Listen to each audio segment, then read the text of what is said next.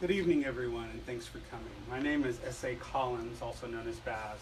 In addition to writing, I also run the Wrote podcast, which we interview all kinds of up-and-coming authors about their queer works, and we actually talk to screenwriters and artists. We actually have a Mexican artist coming up in August who we're going to actually highlight their entire catalog of their drawings and paintings and stuff, so we're really excited about talking to him. So I encourage you to give it a listen. The passage I'm reading to you tonight is from a work-in-progress series called The Cove Chronicles.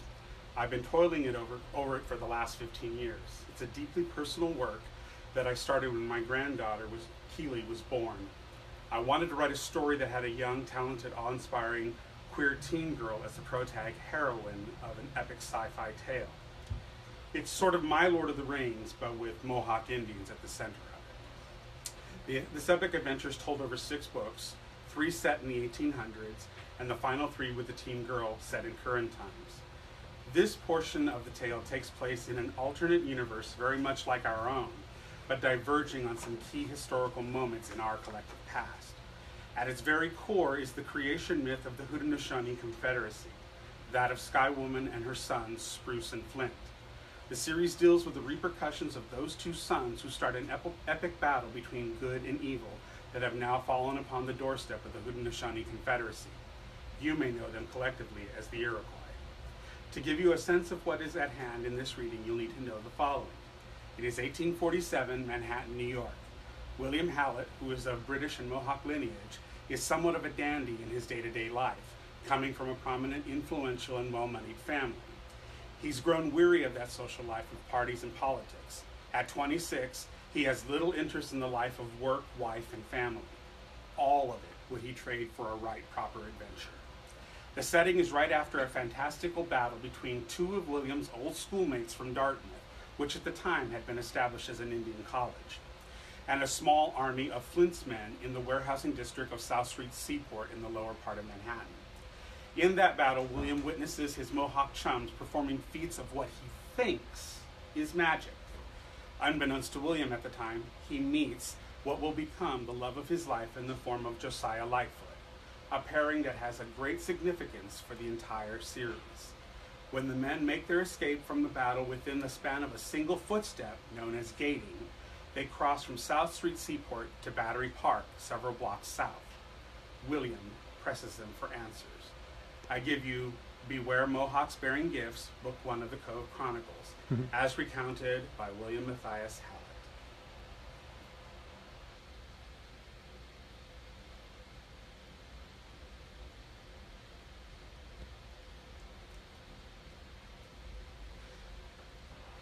Oops, hold on, I gotta get to the right chapter. Give me a break. Come on. There we go. Chapter 2, The Gating of Battery Park, wherein William Hallett crosses paths with his past and unwittingly discovers the adventure he seeks. Battery Park, Manhattan, New York, a few seconds later. Jacob, stop, release me. Jacob did as I asked. I stumbled forward and shook my head, and the weariness cleared, and I was able to stand up properly. But how? I inquired as I gathered my wits about me with the sudden change of venue. A moment later, and I observed Jacob's companion arrive much in the same manner, simply appearing out of thin air, a ghostly and ghastly sight to behold.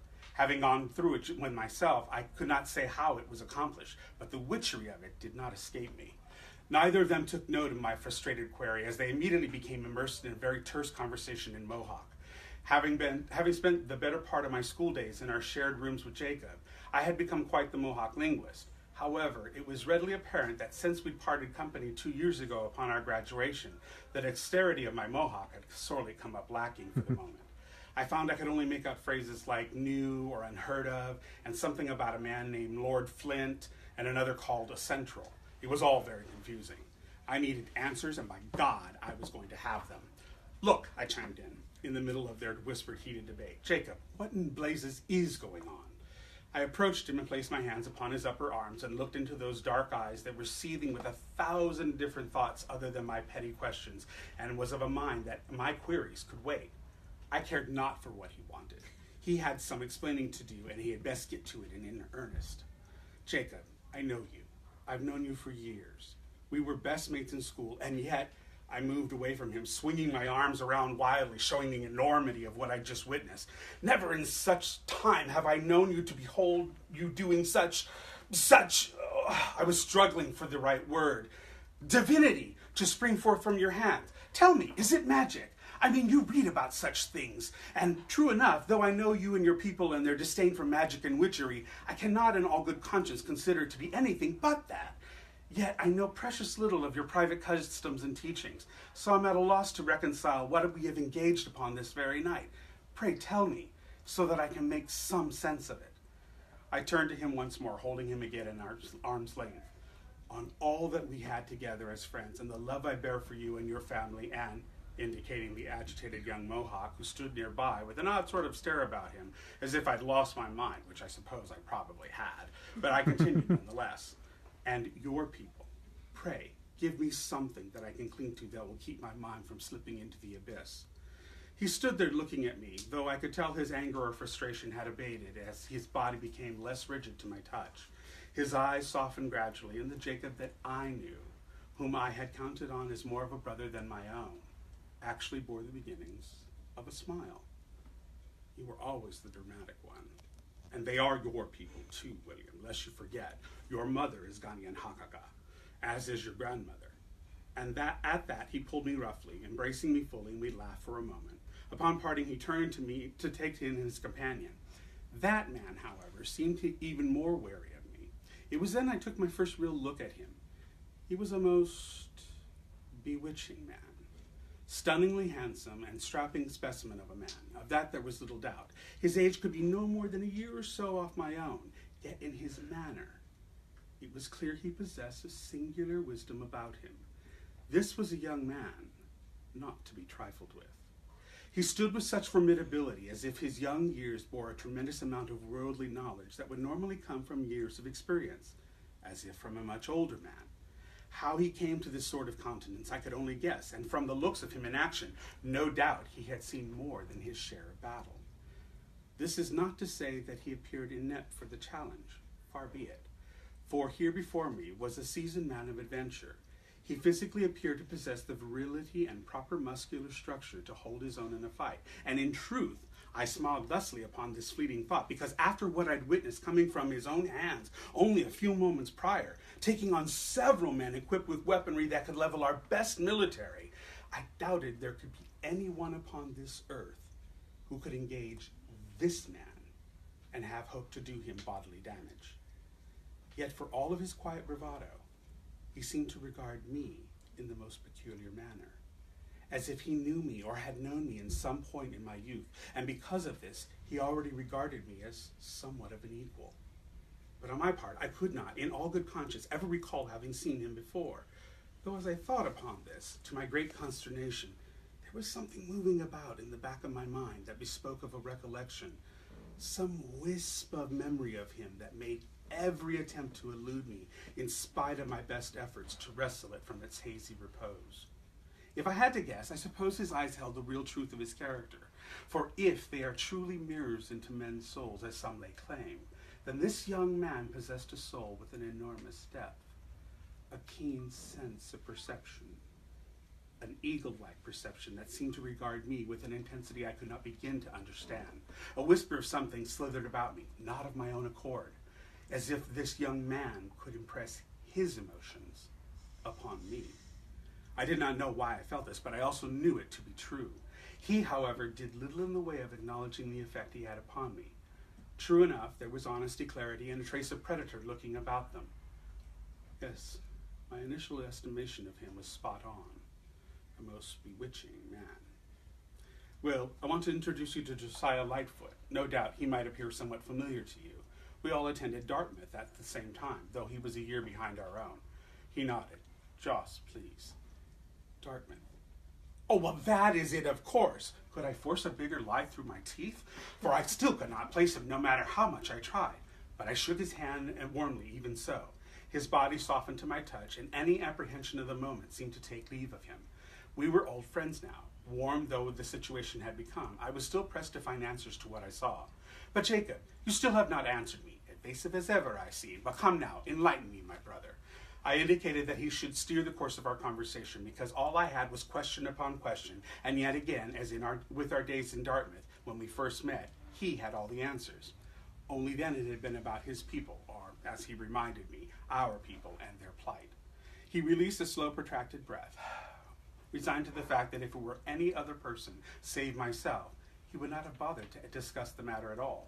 I sat down upon a bench nearby. School was obviously in session, and my good friend was about to teach me a lesson that I knew was going to change my perception of the world and all I knew it to be forever. Josiah rounded to the backside of the bench and allowed Jacob to have the floor, so to speak. It may seem that we have all the answers to your questions, Will, but I assure you we have as many questions ourselves as to what just happened tonight. But surely what I saw, what you both can do, I began. A curious change of expression, that of deep concern, colored his countenance with my last, as if he were inwardly debating whether to acknowledge what we both knew to be plain. Oh, come now, Jacob. This was no sleight of hand or mere trickery to charm the maids of the tavern as you once did, though now I'm of a mind to wonder if what I thought was sleight of hand was, in point of fact, something else altogether greater. I stood up and rounded on Joss. And you! Joss's eyes widened with my advancement in his direction, clearly not ready for the conversation to steer his way. What was... I mimicked with my hand compression a bit from a moment ago, throwing my hands out wildly in radiation, pantomiming his last blast. What was that?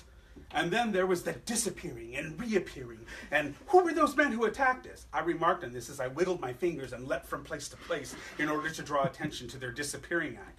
They both seemed deeply amused at my folly, biting back a deep belly laugh as I thoroughly deserved it, for to be honest, I had to admit I was making a right fool of myself. My broad theatrics clearly warranted less than their serious response. But there at last, I'd had my hout. It had been, my most pertinent questions had, as best I could articulate them, though my dramatization left quite a bit to be desired. All of it in the vain hope of some of them being answered. It was not lost on either my companions that I was aware of my own embarrassing display. I retook my seat along the bench and did everything I could to convey it. I sat at their mercy. Jacob just stood there, placidly stoic as ever, with a slight grin that slowly moved across his face. He had me, and he knew it. At least Joss had the compassion not to smile, but his eyes were alight to such a brilliance that it would no doubt take him very little to spill over right into a right state of laughter at my expense. I deserved it. Thankfully, Jacob took pity on me and my poor theatrics. His mood quickly became far more serious. Our moment of levity had passed. Will, there is a war going on right under your nose, though you do not see it. Except for instances like tonight, Joss chimed in. Right, except for events like the ones you just witnessed. I sat there staring, not knowing how best to goad him along to finish his story. I continued to blink with no reaction, so he decided to press on. Well, our people have been at war with a foe that has gone on for more than 650 years, well before your people came to our shores. Well, your grandfather's people, at any rate. We, Joss and I, are part of the Warrior Society within our confederacy. The Warrior Society, I queried, recalling while in school at Dartmouth, we had discussed the different parts of our form of tribal affiliations and governance. Not exactly. Our affiliation is a secretive one. Even our own people do not know of its existence. Well, at least not openly. After witnessing what you did tonight, can you say you blame us for not divulging our existence to the world? It would not do the guardianship any good if we did, Joss added, as he rounded from the other side of the bench to stand next to Jacob. I was still perplexed by this young man, standing here as he was now. It appeared as if he had always been at Jacob's side like this. Yet, try as I might, I could not recall any such instance where I witnessed this pairing. It was infuriating, though I did not outwardly express an ounce of my roiling consternation. And there were moments, especially when Joss spoke, that cleaved into me so deeply with their familiarity, a comfort in his voice that instantly garnered my trust. Why was that so?